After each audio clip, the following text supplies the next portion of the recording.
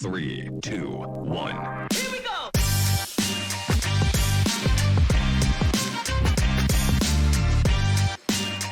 Hi, everybody. This is Emily Baker, AVP of Engagement at BPD. We are a full services marketing and communications firm. We're live here at Health 2025. I'm here with Alyssa Ellis of Beyond Assisting, who has built a massive following on Instagram, TikTok, Facebook, all targeting surgical clinicians. And I would love to hear a little bit about how that happened, when you started, and what kind of content you're featuring. Yeah, for sure. So I first started on TikTok about a year ago, and I basically am just teaching surgical techs, first assist, PAs, NPs about surgery, how to suture close maybe, or just what tools are needed for the next procedure. And then from there, I went to Instagram like February of this year.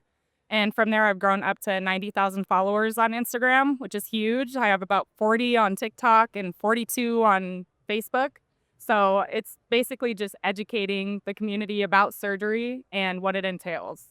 Yeah, so tell me a little bit about that need. Obviously, you're filling a need for your followers. What is it that they're missing, either in the medical education experience, or what is the need that you're kind of providing for them? So there's been especially a huge decline in surgical techs and hiring surgical techs. They've either started and then quit shortly after starting their career, or there's just not enough that know about the field, really. There's a lot that have messaged me saying, now I want to do this. And that's really exciting to me, that I'm able to push someone in that direction to come into the medical field. So I just think there needs to be more awareness of the job itself, and also just changing the culture of surgery that tends to be a little more negative, and trying to change that into more of a positive atmosphere, because it is healthcare ultimately. Even though the patient's asleep, we're still caring about the patient and trying to do what's best and create a positive learning environment for those coming into our careers in surgery. Absolutely. So 90,000 followers in about a year, that's a huge amount of growth. And this is all like organic. It just happened naturally. Yep. So it was weird to me. So I call it the sarcastic whisper. And if you see my Instagram, you'll know exactly what I'm talking about. It's basically, I just whisper, and it's weird to talk to yourself. You have your phone there and you're trying to talk to yourself. It's just weird to talk in a normal voice, but I will never do that in public. So just so you know. But yeah, I just started teaching. I love teaching and precepting, and I feel like growing it from a surgical tech to a surgical first assist, I haven't been able to teach as much as a first assist.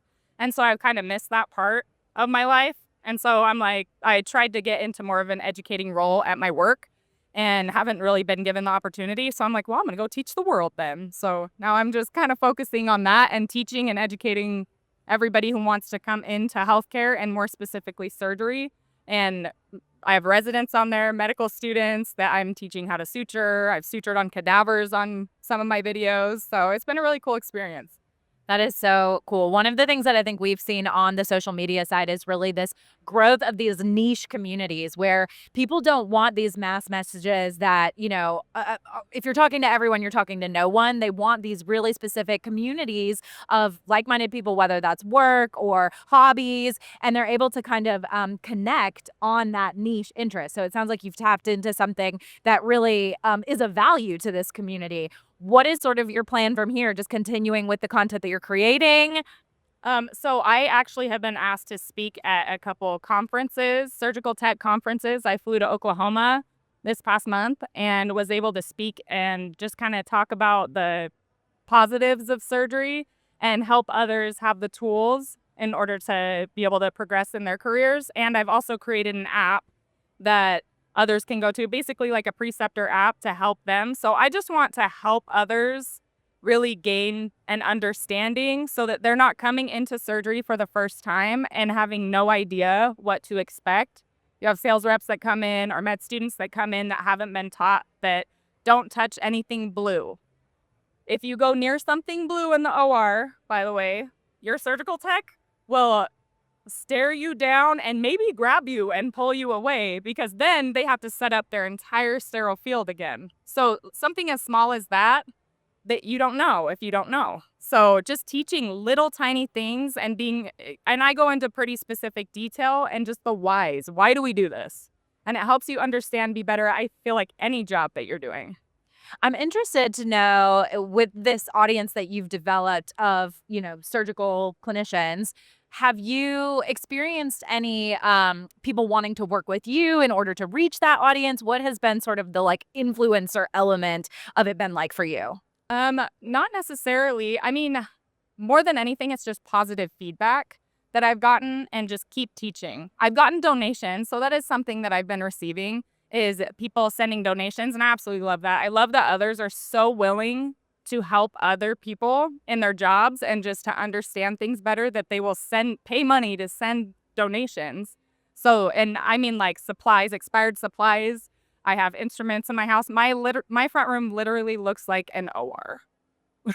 So I can create that content at home because I can't necessarily do that at work. Sure.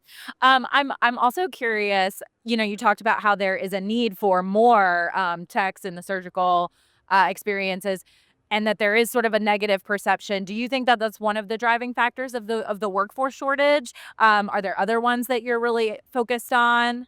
Yeah, I think that that is one of the really big reasons why, because some of these techs will go through their entire schooling and then start and they just can't handle how the environment is. And I feel like, at least in surgery, surgeons come in and out of the room, but it's you, your nurse, your tech, your nurse, your first assist, your anesthesiologist comes in and out too, and so does your surgeon. And so really, us three, or just me as a tech and my nurse, we're a team. So like we're bonded. So if you have someone out of school as a tech and nobody's supporting that and wanting to collaborate as a team, then why would you want to work there? So I'm just trying to help create that positive environment for everyone. So when they come in, they're going to like their jobs. And I love my job. So I want others to see the positive aspect of surgery and not see it in such a negative view. So tell me a little bit about your experience at Health. Is this your first time at Health? So what have you been seeing? What have you been hearing? What's the experience been like for you? Oh, it's been incredible. Like the networking that I've been able to do and just talking to other people. I think I saw one of the booths, they create 3D printed, it was like a little pediatric heart. And so that was really cool. I've just seen things that I have never seen before. I definitely want to come back next year and be able to do more networking, but it's been a really, really cool experience. Amazing. I guess anything else you want to share or just about kind of your work and what you're doing next? I have my sarcastically sterile apparel selection that I have online, and it's basically just, this one says OR, hurry up and wait, because that's just something that happens in surgery. You hurry and set up for the surgeon, and then you end up waiting, whether it be anesthesia that you're waiting on, a surgeon that you're waiting on. So I've got that going on my app, but no. Great. Well, thank you so much for your time. It was great to talk with you, and we'll see you next time. 2, 1.